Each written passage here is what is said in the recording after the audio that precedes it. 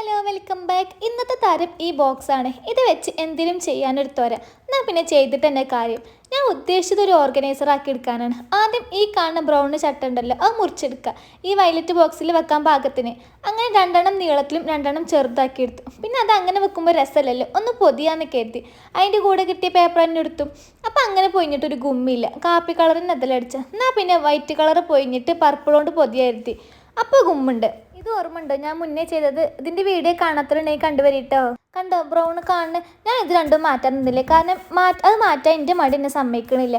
ഇനി ഇത് ബോക്സിൽ വെക്കുന്നതാണ് ടാസ്ക്. വെയിറ്റ് ഇല്ലാത്തതുകൊണ്ട് കുറച്ച് അധികം തന്നെ കഷ്ടപ്പെട്ട് അങ്ങനെ കുറേ അഡ്ജസ്റ്റ്മെൻറ്റുകൾക്കൊടുവിൽ അതവിടെ നിന്നും. ഇതാണ് ഞാൻ ഉണ്ടാക്കിയ ഓർഗനൈസർ. ഇതല്ല കേട്ടോ ഫൈനൽ ലുക്ക്. നിങ്ങളുടെ അടുത്തും ഇങ്ങനത്തെ പെട്ടിയൊക്കെ ഉണ്ടെങ്കിൽ ഇതേപോലെ ഒന്ന് ആക്കിക്കോളൂ. പക്ഷെ ഇത് എനിക്കവിടെ തൃപ്തിയായില്ല, എന്തോ പോലെ. മറിച്ചൊന്നും ആലോചിച്ചില്ല. Plan B port. ആ ബോക്സിൻ്റെ ബാക്കി ഭാഗം എടുത്ത് മുറിച്ചു. ഇത് കുറച്ചും കൂടി കട്ടിയുണ്ട്, അതുകൊണ്ടാണ് ഇതെടുത്തത്.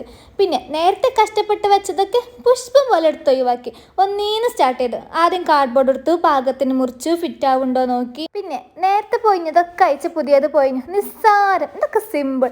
അങ്ങനെ അതും കഴിഞ്ഞു. ഇനി നേരത്തെ പോലെ തന്നെ ബോക്സിൽ വെക്കാം. ഇത് വെയിറ്റ് ഉള്ളതുകൊണ്ട് ശരിക്കും നിൽക്കുന്നുണ്ട് കേട്ടോ.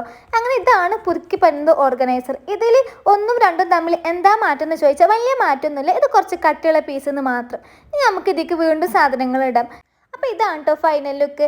ആദ്യം കാണിച്ച ബോക്സിന് ഇങ്ങനെ കൂടെ അലങ്കോലാക്കി എടുത്തപ്പോൾ എനിക്കൊരു മനസ്സുഖം, അത്രേ ഉള്ളൂ. അപ്പോൾ ഇന്നത്തെ വീഡിയോ ഇത്രേ ഉള്ളൂ. വീഡിയോ ഇഷ്ടമായാലും പ്ലീസ് ഡു സബ്സ്ക്രൈബ്.